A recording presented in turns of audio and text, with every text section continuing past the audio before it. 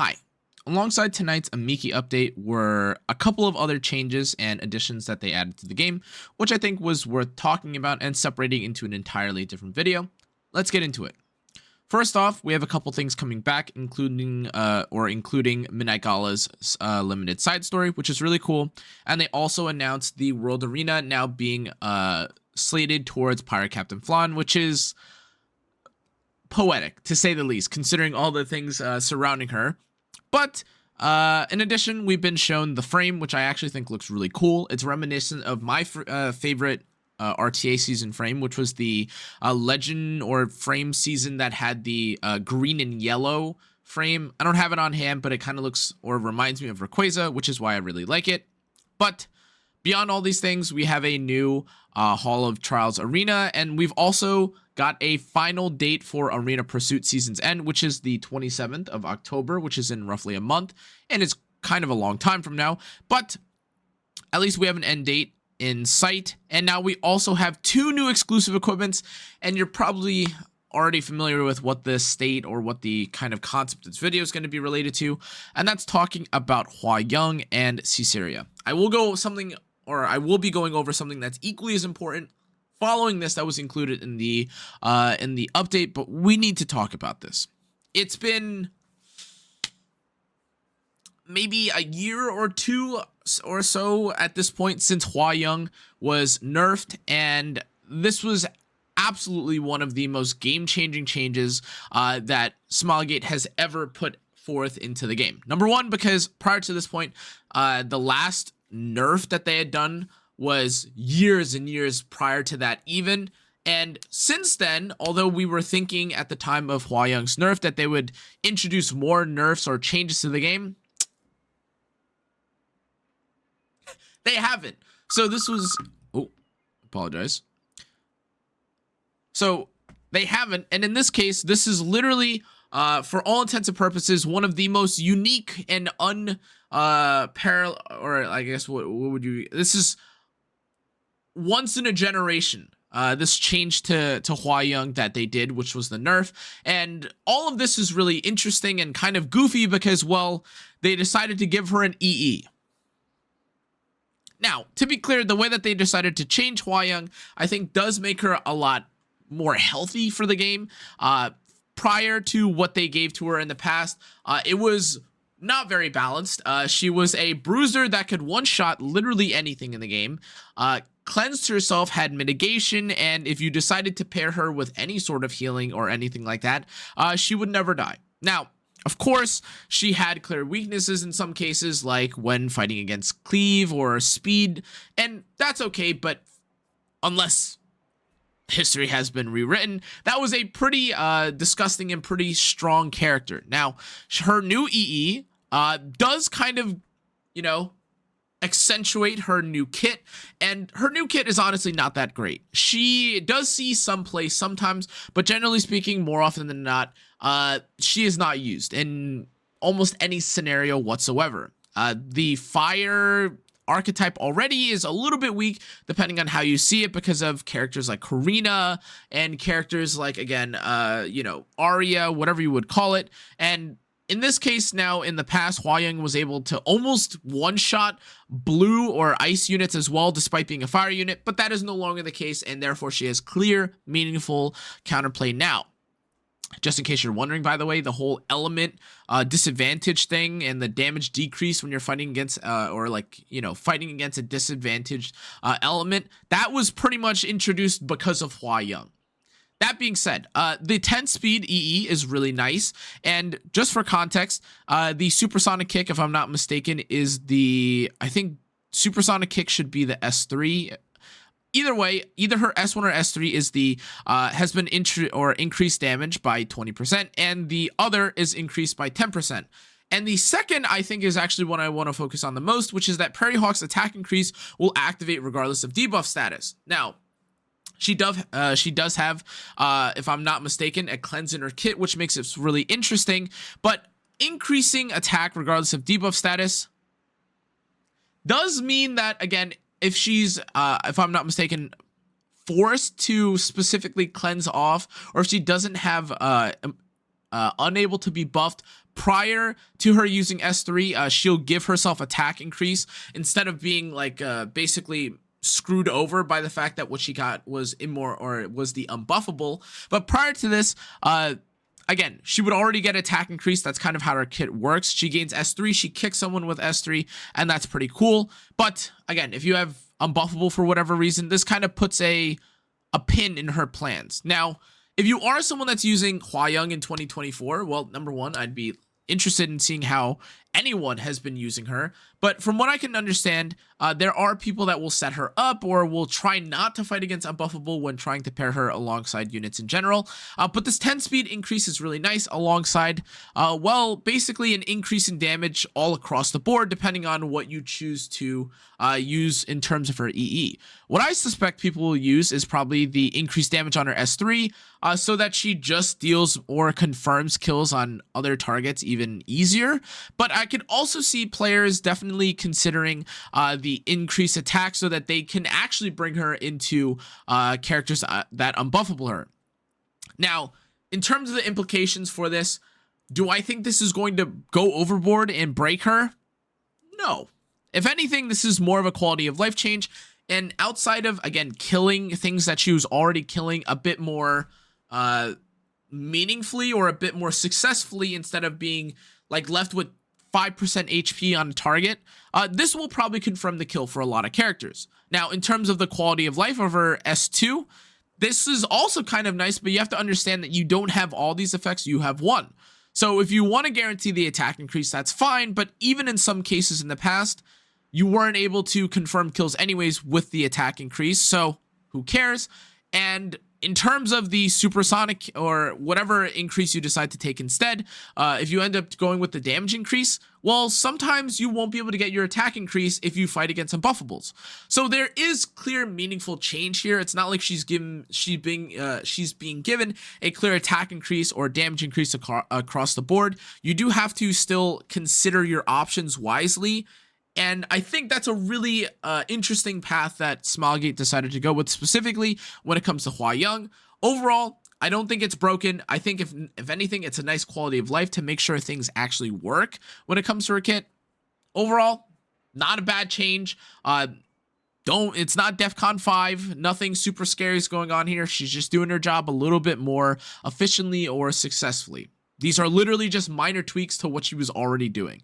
Now, the other EE that was introduced in the game is the Summertime Iseria EE. This gives her 16% effectiveness and changes a couple of things. So her S1 has an increased chance of removing or dispelling buffs by 5%, which is fine.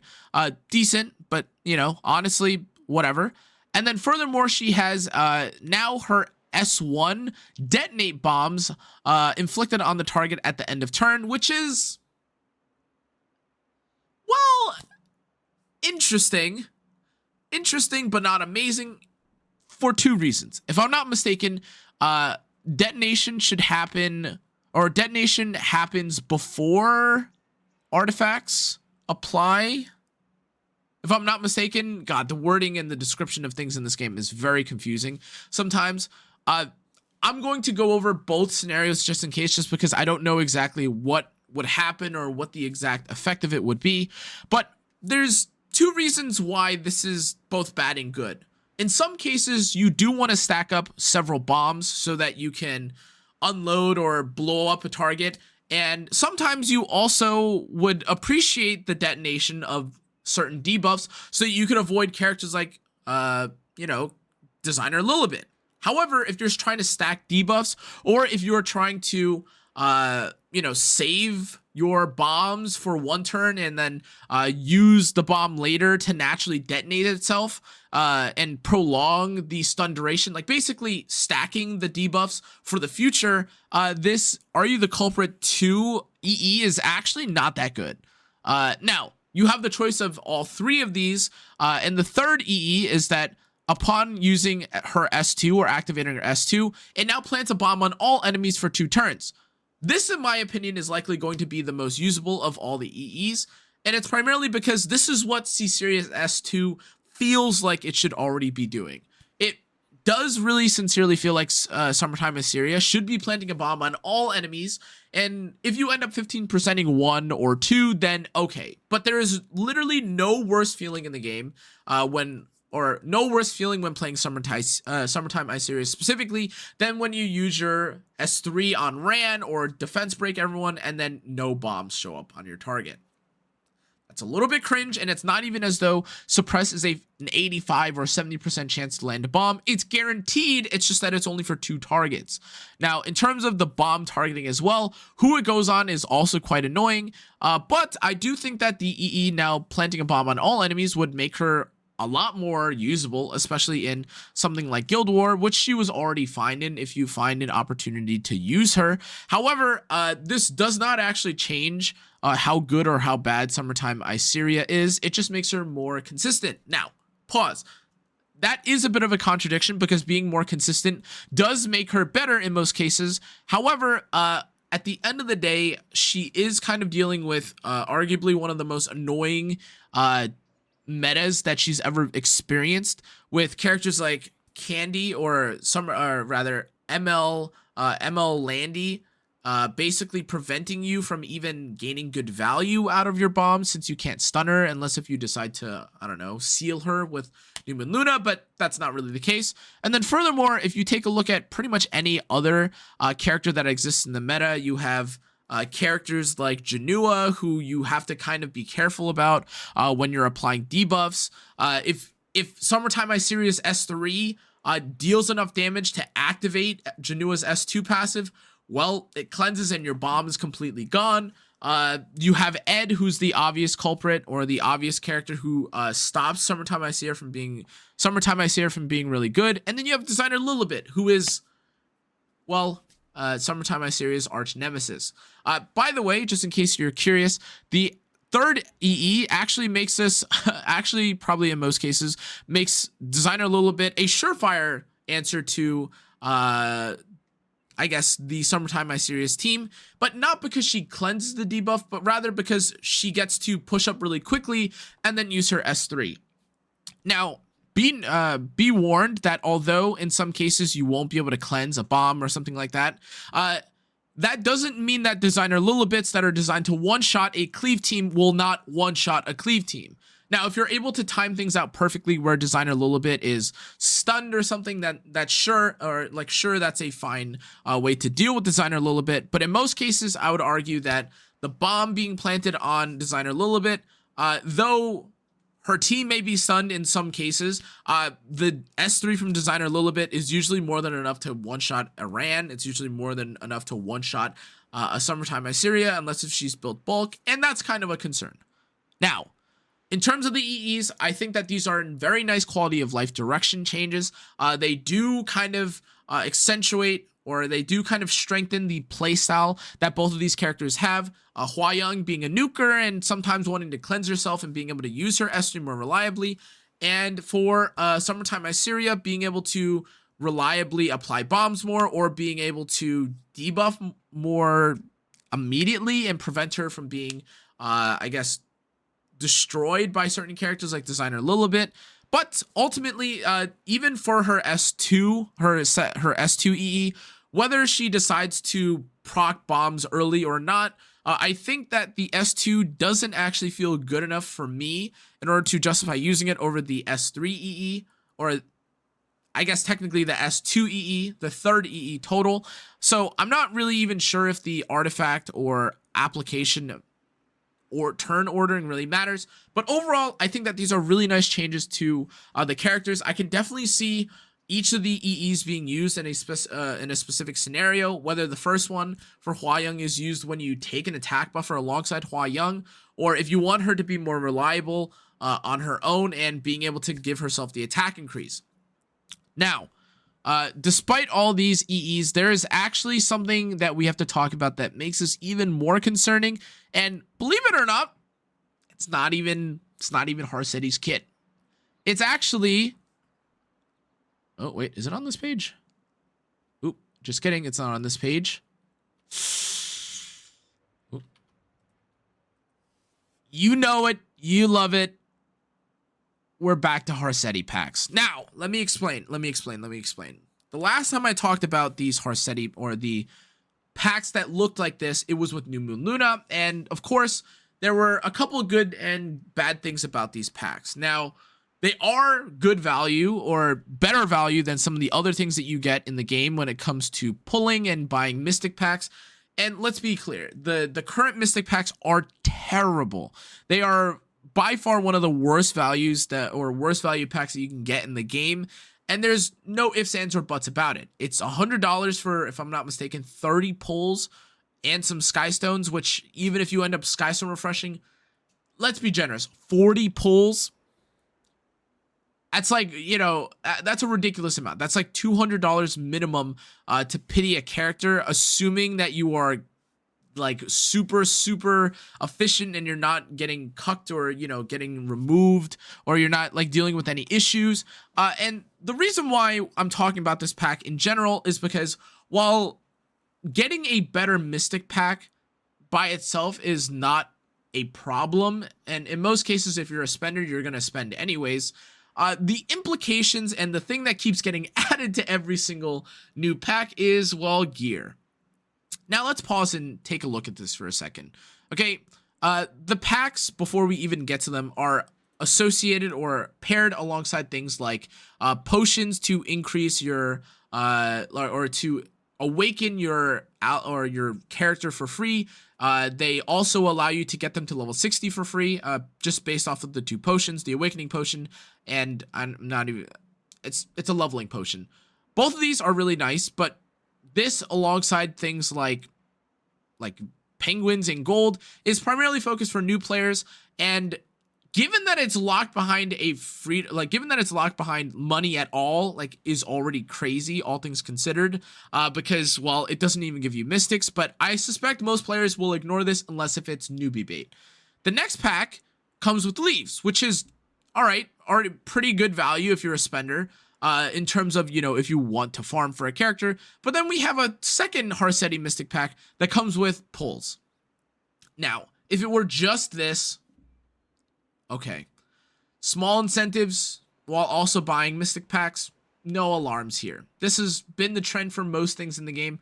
A lot of packs have, you know, maybe in some cases even like additional leaves, you know, maybe like a summon ticket or something like that, whatever. But we're starting to enter into this trend where now we're being given gear in certain packs. Now, to be clear, the packs 3, 4, 5, 6, 7, and 8, just that sentence alone is already absurd. Number one, because we just listed off in one breath 6 packs. What are we talking about? 6 Mystic Packs with good value, of course, is nice for new players when you are comparing it to something like the old Mystic Packs. But what's in the packs is more important, and more importantly, what's within each of the packs outside of these additional pieces of gear is also very important. Now, let's take a moment first to break down the gear. These are good pieces of gear. Regardless of how you phrase it, you look at it, or you address it, having destruction gear that's max rolled and, like, you know, properly rolled, where you have like the reforge amount after the fact, these are going to be usable by most players. You have 9 HP, 5 speed, 6 crit rate, 8 crit damage, and pretty much all these pieces are going to be used on any bruiser. If you're someone that likes playing, I don't know, someone like Apocalypse Ravi, if you're someone that likes playing Spectre Tenebria, in some cases, the HP is a little bit more capped for that. But pretty much any HP bruiser that you can think of kind of appreciates these pieces. I personally am running pieces that look like this on my Ed, and I also know players are probably going to use this on characters like Alencia or maybe even Shu, but Shu kind of wants counter.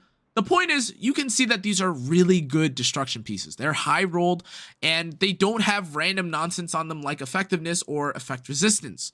Now, even if you want to argue that, hey, look, there aren't that many Destro characters in the game that are being used right now, even though I think that is kind of cap, the honest truth is that these packs having gear like this is already starting to be a scary trend. And to kind of look down at these additional pieces as well, these are maybe not the most impactful in the world because, well, they're HP set, but they're crit chance and stuff. It looks like this set period was supposed to be designed around or built for someone like Ed or even an Alencia, but okay, maybe you don't think these pieces are that impactful right now. Think about, again, the implication of pieces like these.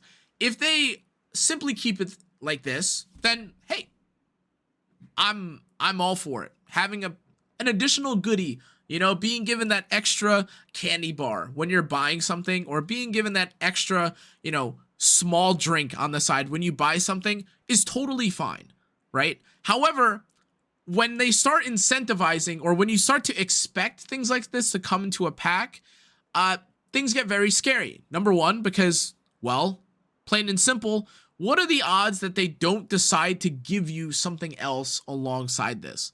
And as I'm saying this, to be clear as well, there is effectiveness on this boot, and this boot is also HP, which makes this look kind of trash. But that aside, you will begin expecting things like these to be introduced into the game. And we've already seen it with New Moon Luna, and as with these pieces right now, there's nothing saying that the next Moonlight that comes out, or the next boss Moonlight that comes out, doesn't have this alongside them. Now, they are a business and they want to make money, so I absolutely respect that. I get it. I understand it.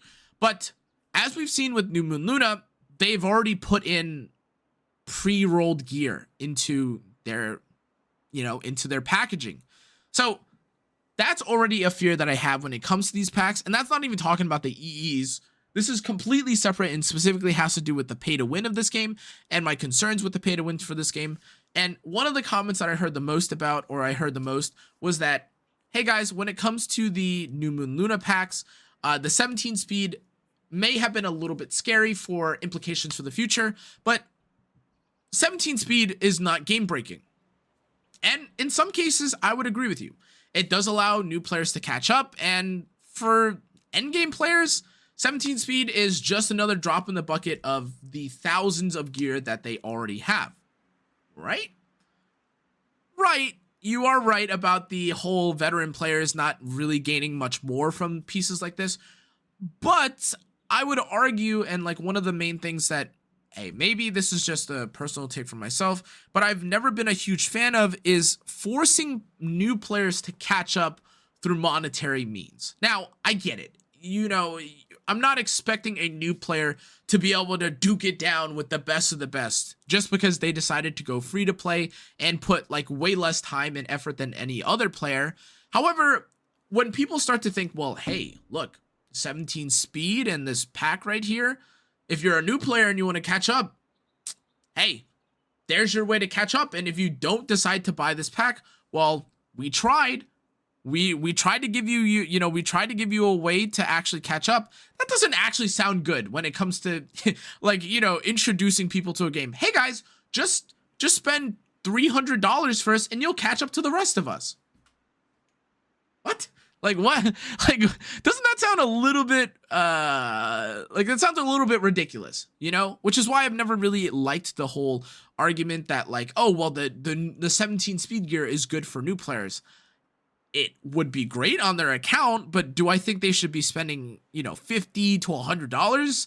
And should that be like the accepted, norm? Like, hey, just spend more money on the game so you can catch up to the rest of us?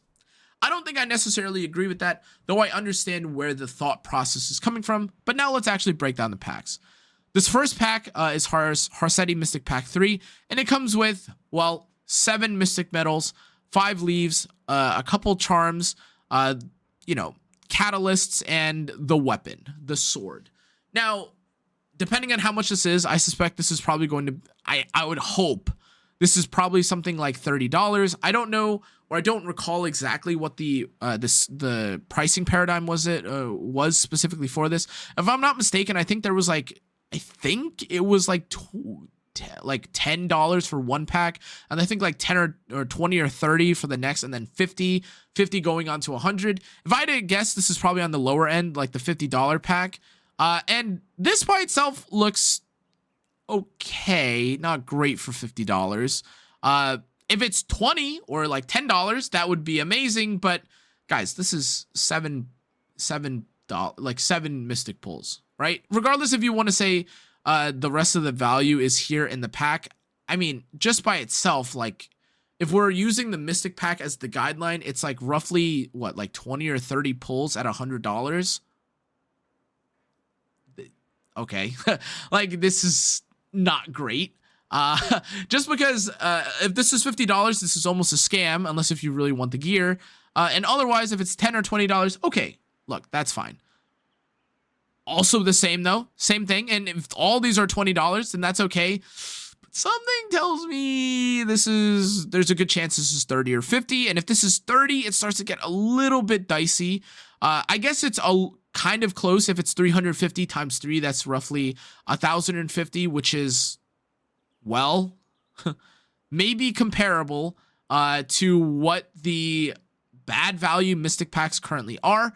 But the main value that you're going to get, of course, out of buying these mystic packs is the progress towards this bundle.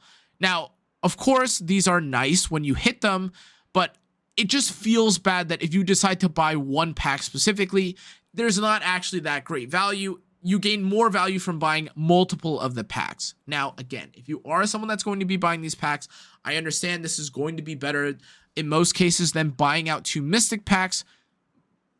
But it feels a little bit weird because individually it feels like the packs are incentivized, or the packs in general are incentivized as a whole, not as an individual. And that is a little bit, it doesn't really sit well for me. I get it though, they're a business. Now, each of these end up being the case, and for the 7th pack, you gain additional things like molas, this is probably going to be like the 50 at minimum, if not the $100 packs. But look at what's in them. They have a reset stone, which is great. They've got some charms and stuff, which is great. But they have the right side, the crit damage neck, added in this, which is going to obviously be better value than the left side pieces, the helmet, sword, and chest, just because right side pieces are way more. And when I say right side, I specifically mean the crit damage or the neck, the ring, or the boots. These are harder to get pieces in general. And this, alongside the mola and the 700 mystics, is obviously going to make this a better value pack than the others. But as far as I can tell, if this isn't the $100 pack, I'd be really surprised. But $100 for, well, what is this? 14 summons, 5 Molagoras, and a neck? Ooh, kind of concerning. For $50, pretty good, honestly. Honestly, not bad value, because this is literally just what you would get out of the $100 pack from the Mystic normal pack. But now you get gear, you get Molagoras, and you get leaves. Now, this is the trend that you get for the 8th pack as well. But then once we get to the 9th, guys, we have a problem. This is 1,600 mystics, which is more than what you would get out of the mystic pack. And if this ends up being the only $100 pack, then I take back a lot of what I say, said. This is probably one of the more interesting packs because it comes with 15 Molagoras and it comes with mystic medals. But what I think is even more interesting is actually the fact that they introduced a slate, or technically 2 slates, into this bundle. Now, if you guys aren't familiar with the end of, I guess what I should say, the end of story bosses, Harsetti, I'm not even sure at this point, is even the actual end boss. She might just be an additional character in the story. I apologize, I haven't kept up with it necessarily, but they're selling us 2 slates for this character. Now, if you take a look at what Harsetti does, her imprint, if I'm not mistaken, is, I believe her imprint is, does it say? Is it effect resistance? Oh man, do I have to click on her? What? Oh, apologies. Okay, her team-wide imprint is defense %.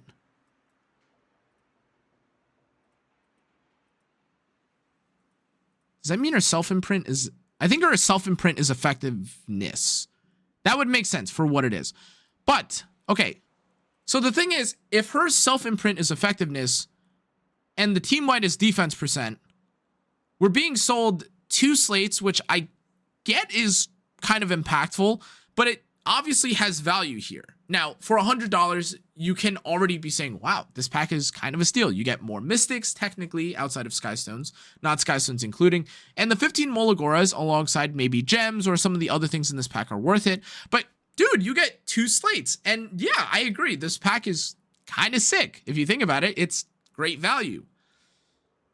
But, guys, let's not get distracted by the jingling keys, right?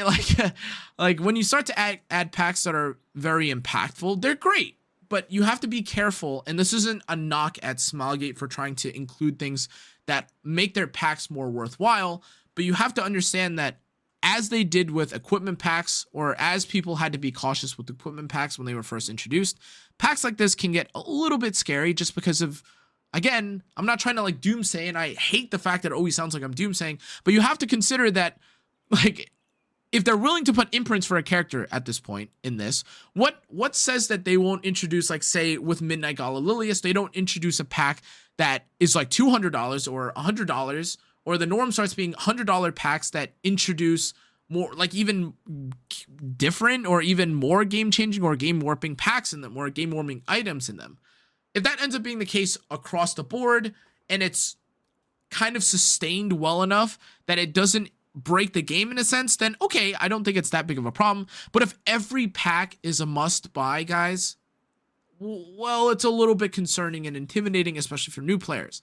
I don't want to go out and call out any specific other gacha game or gacha game in general that introduces like this whole sense of FOMO when you don't buy packs, but it is a little bit alarming when you just have pop-ups every time you log into the game and they're like, you must buy this new Moon Luna pack. Look at how good the pack is. Oh my god, like, you have to buy this Harsetti pack. Look at this slates. Buy the, like, it's a little bit overload, and I get it. That's kind of like the nature of a business, but if it gets to the point where the business ends up making like free-to-plays or casual players get shooed away by how much bloat there is when it comes to you must buy everything, I think it's kind of a bad change.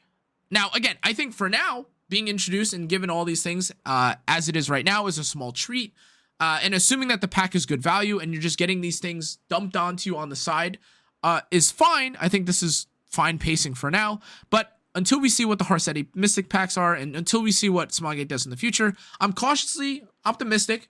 Again, I had a little bit of concerns about this just because these are not really awful pieces. I think most players will see this or see this in the pack and probably be tempted to buy them.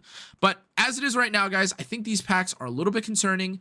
But I'm, if this is the worst that it gets, then I'm pretty happy. These are great packs, honestly. And they definitely beat out buying the really bad old Mystic packs. Seriously, those old Mystic packs are terrible.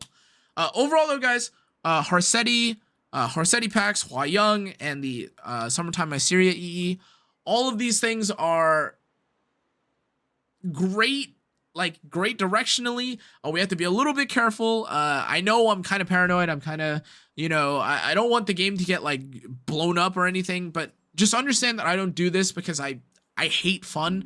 I do this because I had to deal with Hwayoung for a while. And I also had to deal with some very must buy pack meta feeling experiences in the past. Now, again, overall, I'd say that the patch in general is more interesting feeling. It feels like they're taking things in a different direction. And for that, I'd say that the patch is probably a 7.5 or 8 out of 10. It's interesting. We'll see how things go. But yeah, that's going to be it for this video, guys. I apologize. I know this one's kind of long, but if you made it through to this part of the video, I appreciate it. If you did enjoy, I'd appreciate it if you like, comment, turn on the notification bell, and subscribe. I'll see you guys on the next one. Stay safe, stay healthy. Good night.